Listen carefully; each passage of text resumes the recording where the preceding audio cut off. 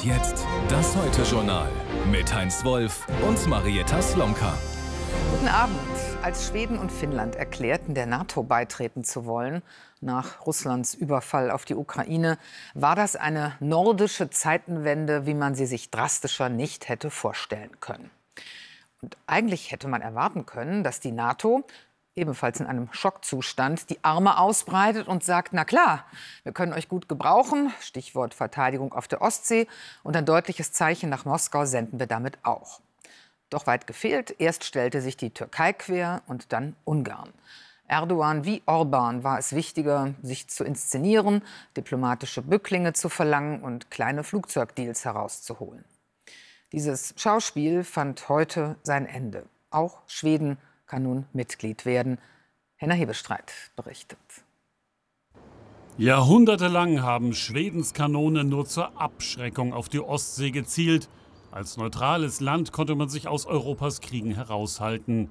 Doch mit Putins Angriff auf die Ukraine war es plötzlich 11:55 für das Sicherheitsgefühl der Skandinavier. Die Regierung klopfte an bei der NATO. Und jetzt dürfen sie ihr beitreten. Als letztes hat Ungarns Parlament der Aufnahme Schwedens zugestimmt. Das ist ein historischer Tag, ein Tag der Freude. Er bringt Schweden mehr Sicherheit und macht die NATO stärker. Wir alle werden in größerer Sicherheit leben, weil Schweden jetzt zur NATO gehört. Gefreut hat das Feilschen um diesen NATO-Beitritt auch Ungarns Ministerpräsidenten Orbán, der die Schweden lange herumgeschubst hat, bis er einen Rüstungsdeal für solche Kampfjets aus schwedischer Produktion durchgesetzt hat. Diese Gripen-Jets gehören zu Schwedens Mitgift an die NATO. Die schwedische Verteidigung befindet sich im Aufbau. Sie verfügt über interessante Kapazitäten wie die Gripen-Flugzeuge und auch Marinekapazitäten wie U-Boote und das amphibische Korps. Auch Schwedens Korvetten der Visby-Klasse zählen zu den modernsten der Welt. Mit ihnen kann die NATO vor allem die strategische Tiefe des Bündnisses in der Ostsee verbessern. Das heißt, es ist die Möglichkeit, stärker und offener zu operieren, wichtige Seelinien zu verteidigen, maritime Interessen zu verteidigen, kritische Infrastruktur zu verteidigen. Die Anzahl aktiver Soldatinnen und Soldaten will Schweden von derzeit knapp 20.000 auf 30.000 erweitern. Es gilt eine Wehrpflicht für Männer und Frauen. Schwedens NATO-Beitritt soll sie durch die Doktrin gemeinsamer Abschreckung vor dem Ernstfall bewahren und sichert ganz nebenbei auch noch Jobs bei den Waffenfirmen.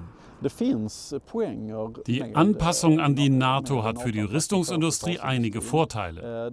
Es wird einfacher, ihre Produkte als NATO-kompatibel zu vermarkten, und es besteht ein grundsätzliches Interesse daran, mit vielen von ihnen zusammenzuarbeiten. Vor dem Hauptquartier der NATO laufen schon die Vorbereitungen für das Hissen der schwedischen Fahne. Der formelle Beitritt ist seit heute nur noch eine Frage von Tagen.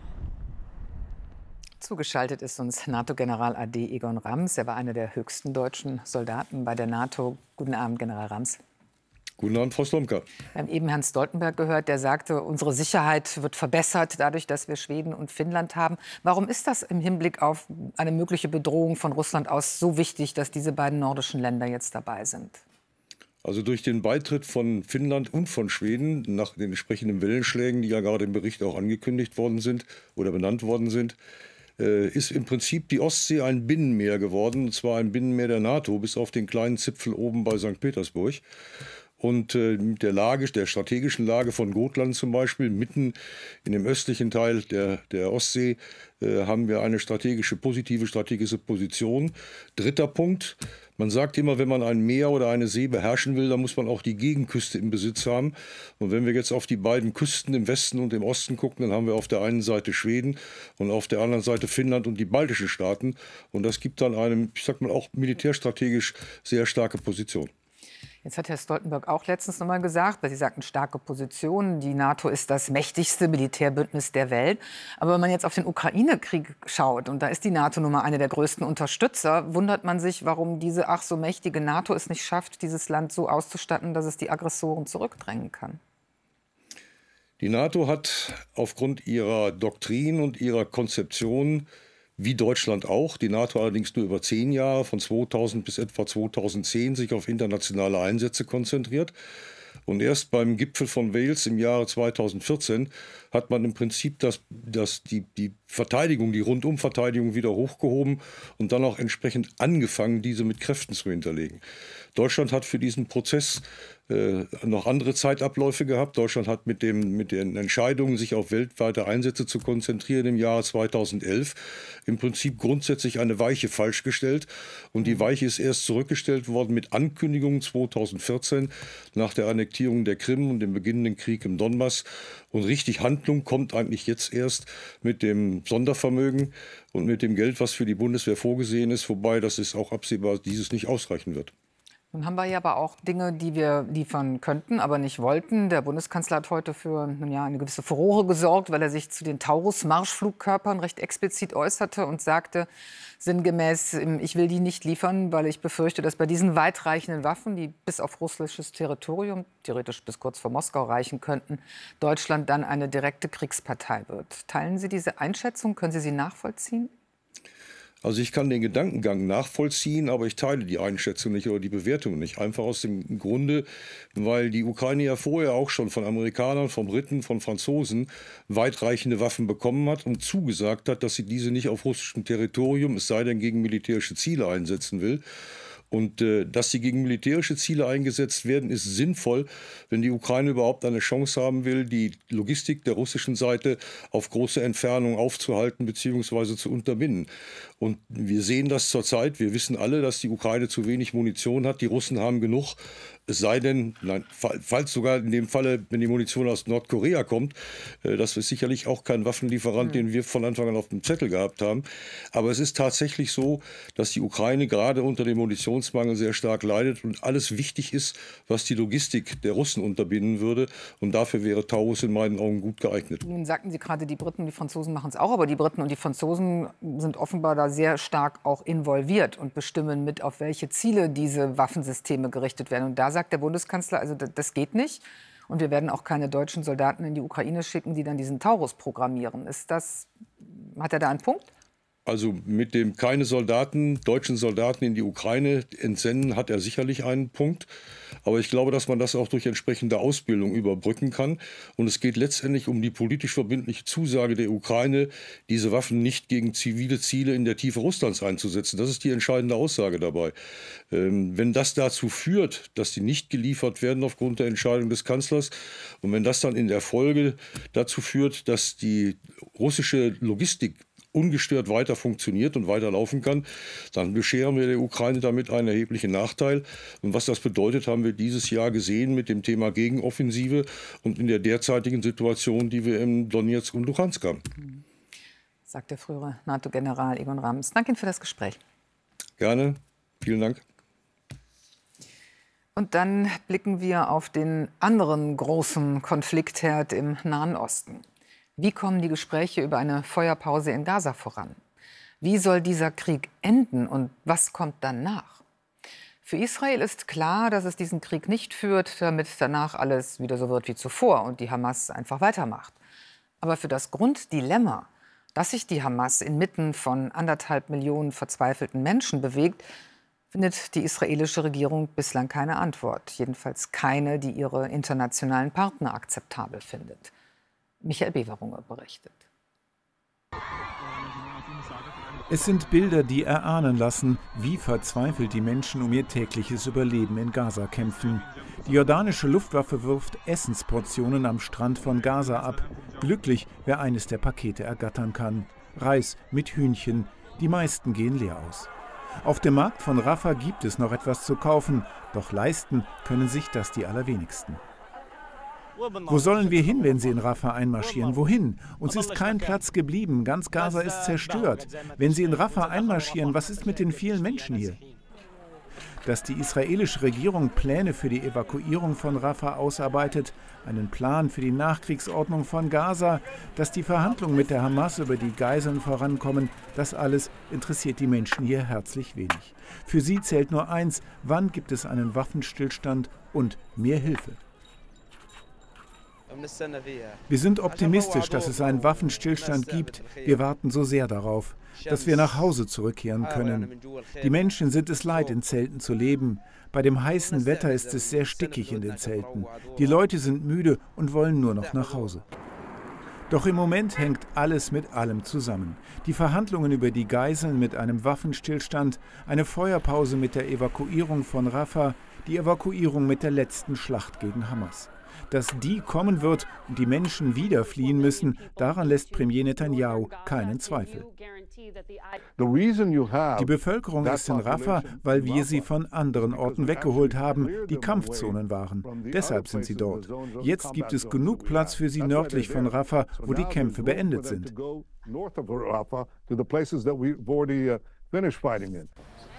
In dieser Situation tritt heute in Ramallah das palästinensische Kabinett unter Ministerpräsident Shtayyeh zurück, um Platz für eine Technokratenregierung zu machen. Die soll Reformwillen demonstrieren und in einer Nachkriegsordnung die Zivilverwaltung von Gaza übernehmen. Diese Entscheidung beruht auf den politischen, wirtschaftlichen und Sicherheitsentwicklungen, die mit der Offensive gegen unser Volk in Gaza zusammenhängen, sowie der beispiellosen Eskalation im Westjordanland und Jerusalem.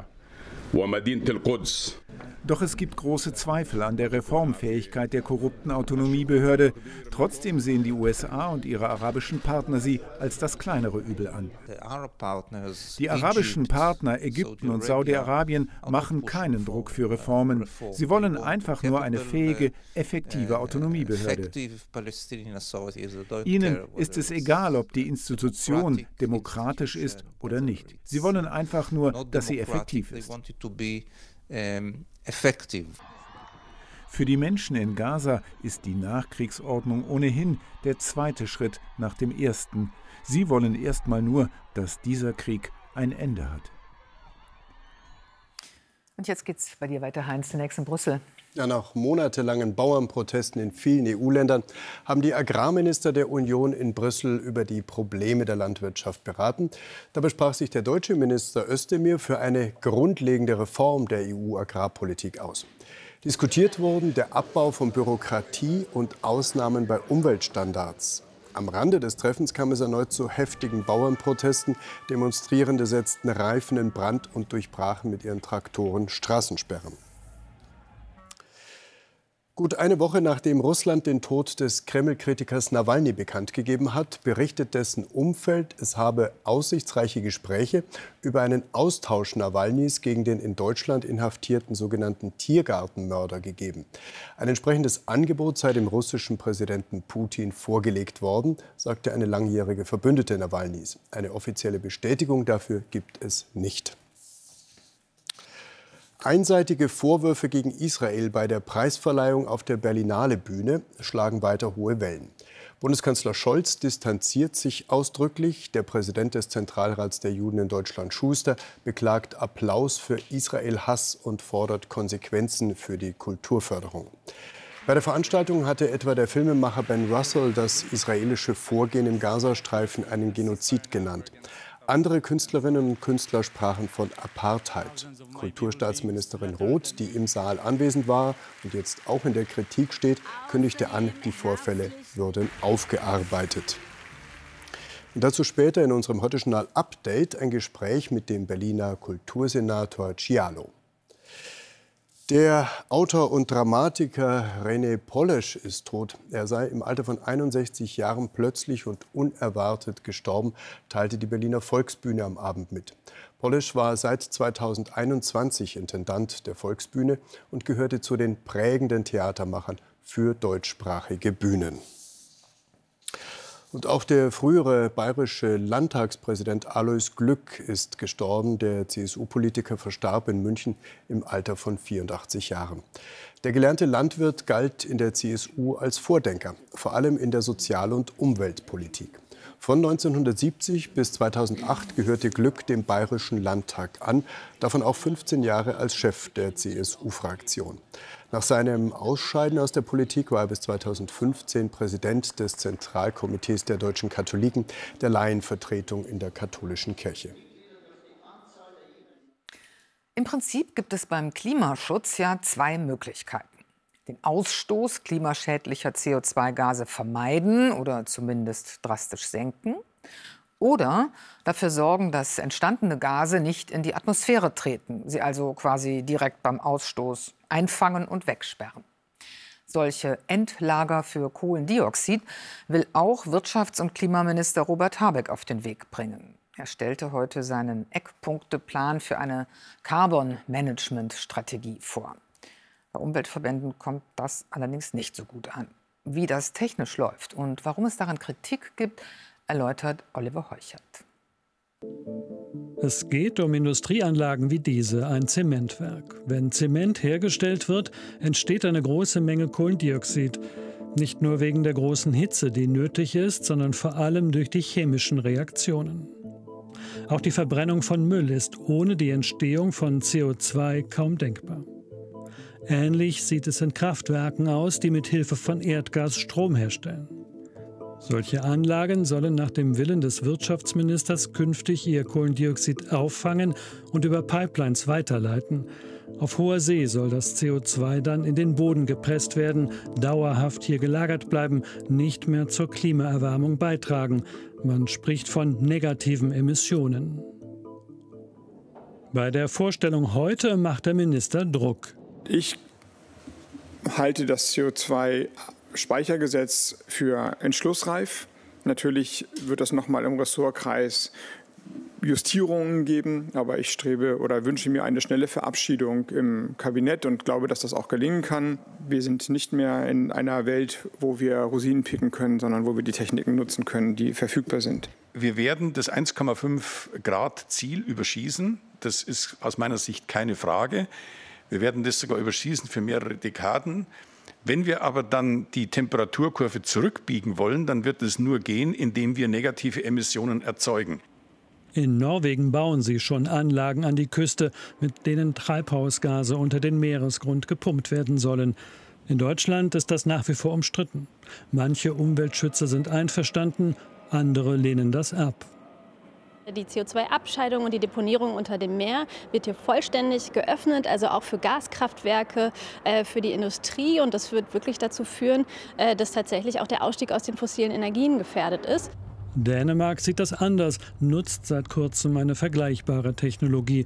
Die Nordsee sei gut geeignet. Das sieht die deutsche Industrie ähnlich und begrüßt die Initiative des Ministers. Ich glaube, es ist ein wichtiger Schritt, es ist ein guter Schritt. Es hat lange gedauert, aber ohne diese Technologien, und das sagen selbst die UNO-Klimaforscher seit vielen, vielen Jahren, werden wir keine Klimaneutralität erreichen. Hier in Norwegen soll es Ende des Jahres losgehen mit dem Verpressen von CO2. Bis die Pläne von Robert Habeck durch Kabinett und Bundestag sind, könnte es länger dauern. In letzter Zeit mehrten sich ja bereits Stimmen aus der Wirtschaft, die vor einem weiteren Erstarken des Rechtsextremismus hierzulande warnten. In diversen Wirtschaftsverbänden reagierte man besonders entsetzt auf die Berichte über Verbindungen der AfD zu extremistischen Identitären und deren Deportationsfantasien. Nun hätten Wirtschaftsführer natürlich schon früher öffentlich darüber sinnieren können, wie gut sich rassistische und antieuropäische Positionen mit den Interessen der Unternehmen an Binnenmarkt, Euro und Arbeitsmigration verbinden lassen. Aber es brauchte wohl diesen Tropfen, der das Fass zum Überlaufen brachte, so wie ja auch die Massendemos diesen Auslöser hatten. Jedenfalls hat sich jetzt eine ungewöhnliche Allianz gebildet von Arbeitgebern und Gewerkschaften, gemeinsam gegen Rechtsextremismus. Darüber berichtet Andreas Linke. Politiker, Gewerkschaftsvertreter und Unternehmer heute Abend in Stuttgart. Statt wie so oft ums Geld zu streiten, ein ungewöhnlicher Schulterschluss. Es geht darum, eine klare Grenze zu ziehen zwischen den Demokraten auf der einen Seite und denen, die Demokratie verachten und angreifen. Sonst eher zurückhaltende DAX-Bosse positionieren sich ungewohnt deutlich. Eine offene Gesellschaft muss sich jeder Form von Fanatismus, Extremismus und Antisemitismus entschieden entgegenstellen. Es steht viel auf dem Spiel, auch für Deutschland als Wirtschaftsstandort. Allein beim Autohersteller Mercedes arbeiten Menschen aus mehr als 120 Nationen. Das Unternehmen setzt auf Vielfalt, ist auf ausländische Fachkräfte angewiesen Und doch, einige Mitarbeiter machen sich inzwischen Sorgen über rechtsextreme Remigrationspläne. Wir sind ja sehr, sehr viele mit Migrationshintergrund in den Fabriken. Und da kommt schon eine gewisse Angst hinzu. Was passiert denn dann? Doch es gibt nicht nur Furcht vor rechtsextremer Stimmung, ein nicht zu kleiner Anteil befeuert sie. Es seien gute Zeiten für solche Stimmungsmacher, sagen Experten. Sie gäben vermeintlich einfache Antworten auf drängende Fragen. Wie lange wird es meinen Job noch geben? Muss die E-Mobilität wirklich so schnell kommen? Und was wird eigentlich aus mir? Arbeiter fühlen sich ungesehen, abgewertet. Und dann kommt die AfD und spricht gewissermaßen über die berechtigten Ansprüche der deutschen Arbeiter, die dann abgegrenzt werden gegen die nicht-deutschen Arbeiter. Es gebe Werke, in denen ein Drittel der Belegschaft zur AfD neige, so der Experte Dörre. Die Gewerkschaften sind die Organisationen, die Arbeiterinnen und Arbeiter, die zur AfD tendieren, überhaupt noch erreichen. Den Gewerkschaften ist aktives Engagement nicht neu und doch spüren auch sie den Druck von rechts außen. Längst kämpfen sie nicht mehr nur für gerechte Löhne, sondern auch um die Solidarität unter den Kollegen. Es dürfe kein Wir gegen die geben. Ihre Antwort? Zusammenhalt, Aufklärung und konsequentes Dagegenhalten. Im Werk kommt es darauf an, dass man die Sprache der Malocher spricht. Das bringt nichts, wenn man die mit einer Rhetorik bespielt, die die Menschen nicht verstehen. Ob in den Werken oder Führungsetagen, sie wollen die gemeinsamen Werte jetzt deutlicher nach vorne stellen. Auch das eine der Botschaften des ungewöhnlichen Schulterschlusses. Und mit dem Blick auf die Wirtschaft geht es bei dir jetzt auch noch mal weiter. Wohin entwickelt sich die Automobilbranche? Elektromobilität ist da eines der immer wieder genannten Stichworte. Nun hat der Genfer Autosalon eröffnet. Valerie Haller, was lässt sich da an Trends ablesen? Also ein auffälliger Trend ist, dass außer dem Renault-Konzern mit den Marken Renault und Dacia kein einziger europäischer Autobauer in Genf am Start ist. Stattdessen dominieren chinesische Marken das Bild. Dahinter stecken unterschiedliche Marketingstrategien. Automessen sind sehr kostspielig, weswegen europäische Hersteller auch nicht mehr jede mitnehmen. Viele setzen inzwischen auf Social-Media-Aktivitäten und das Geld sitzt auch nicht mehr so locker, weil sie viel in Digitalisierung und E-Mobilität investieren müssen. Chinesische Hersteller hingegen nutzen die Messen, um ihre Autos in Europa bekannt zu machen.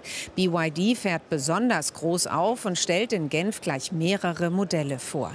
Die Chinesen produzieren zu deutlich geringeren Kosten als die Konkurrenz in Europa und bringen auch zahlreiche günstigere Modelle heraus. Das macht sie konkurrenzfähig und sie haben es auch auf den europäischen Markt abgesehen. Beispielhaft für die Exportoffensive der Chinesen: in Bremerhaven ist der erste von künftig 8 eigenen Autotransportern von BYD angekommen. An Bord 3000 Fahrzeuge. BYD ist inzwischen, wenn man hybride Antriebe mitrechnet, der größte E-Auto-Hersteller der Welt. Wohin die 3000 entladenen Autos allerdings hingehen, ist noch unklar. In Bremerhaven sollen die Flächen aktuell vollstehen mit unverkauften chinesischen Autos. Valerie Haller, vielen Dank. Vor dem Hintergrund der laufenden Tarifverhandlungen hat am Morgen eine bundesweite Warnstreikwoche im öffentlichen Personennahverkehr begonnen. Dazu aufgerufen hatte die Gewerkschaft Verdi. Den Anfang machten unter anderem Busfahrer im Saarland und in Rheinland-Pfalz. Je nach Region soll an unterschiedlichen Tagen gestreikt werden, zum Teil auch mehrtägig. Ausgenommen ist lediglich Bayern. Verdi fordert für die etwa 90.000 Beschäftigten im kommunalen ÖPNV bessere Arbeitsbedingungen. Nachdem Hannah Arendt den Prozess gegen den Nazi-Verbrecher Adolf Eichmann beobachtet hatte, prägte sie den Begriff von der Banalität des Bösen, wofür sie damals scharfe Kritik erntete. Ihr wurde vorgeworfen, sie lasse den Verbrecher Eichmann dadurch kleiner und harmloser erscheinen, als er war. Was Hannah Arendt aber eigentlich beschrieb, war, dass ein Mensch von Haus aus keine herausragend diabolische Eigenschaften mitbringen muss, um Monströses zu tun. Es war die Gewöhnlichkeit, in der Eichmann handelte, die so erschütternd ist. Das zutiefst Böse war Normalität geworden und wurde im Habitus bürgerlicher Alltäglichkeit begangen. Und genau davon handelt auch der Film Zone of Interest mit Sandra Hüller in der Hauptrolle und mehrfach Oscar nominiert. Nadja Nasser berichtet. Ein Sommertag im Garten der Familie Höss. Mutter Hedwig entspannt im Liegestuhl. Die Partygäste planschen. Im Hintergrund kommt der nächste Transport im Vernichtungslager Auschwitz an. Nur eine Mauer trennt Lagerkommandant Rudolf Höss und seine Familie von der Tötungsmaschinerie nebenan. Nein, ist das für mich? Der Vater freut sich über ein Kanu zum Geburtstag. Du darfst als erstes mit. Das Elend auf der anderen Seite wird ausgeblendet. Das hier ist die Mauer vom Lager. Ja, das ist die Lagermauer.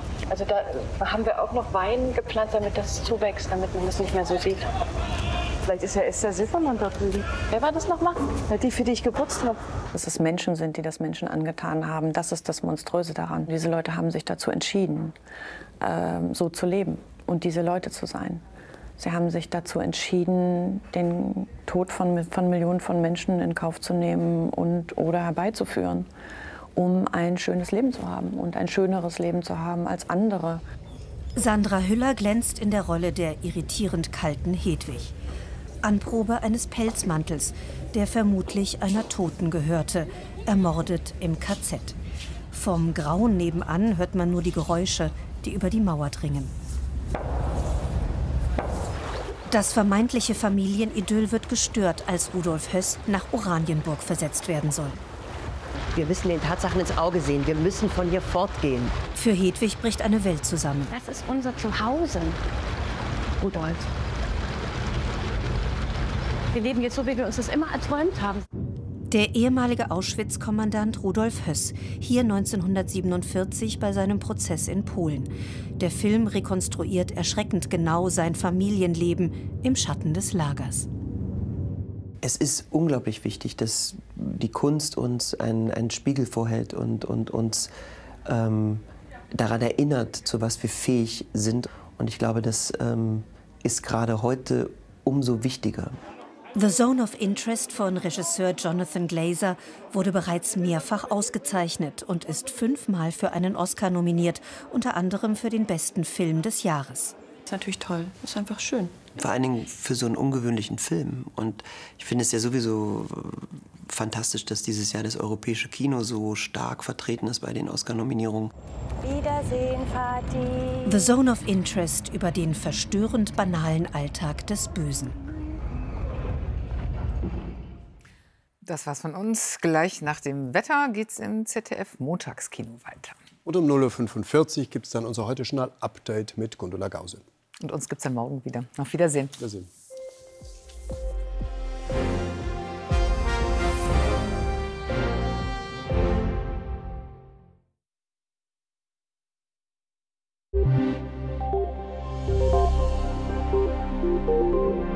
Schönen guten Abend und herzlich willkommen zum Wetter. Der Regen von heute, der verschwindet allmählich. Das hat mit diesem Tief hier zu tun. Es zieht langsam südwärts und nimmt den letzten Regen mit. Allerdings in der Alpenregion hier gibt es viel Regen und auch Schnee. Und einige von diesen Wolken schaffen es auch über die Alpen und dann tröpfelt es etwas auch bei uns im Süden Deutschlands.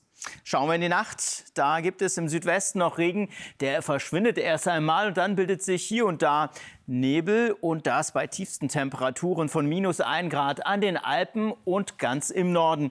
Dazwischen bei 3 bis 6 Grad häufig frostfrei.